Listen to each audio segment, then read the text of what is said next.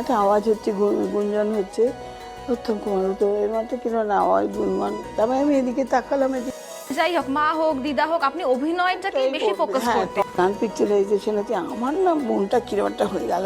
আমি ভাবলাম যে গান যেহেতু ভালোবাসি, তো গান পিকচারাইজেশনটা কিরম করে হয়, কিরম করে গানে লিপ দেয়, ওটা একটু দেখবো। মানে বাড়ির কথা তখন মনে হয়নি যে বলেছিল তো বাড়িতে না, ঢুকতে দেবে বাড়ি না?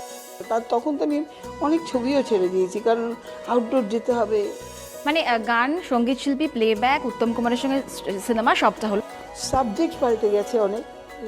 যেসব সাবজেক্ট আগে ছবি হতো, এখন দেখবে তুমি সেরকম গল্প কিন্তু হয় না।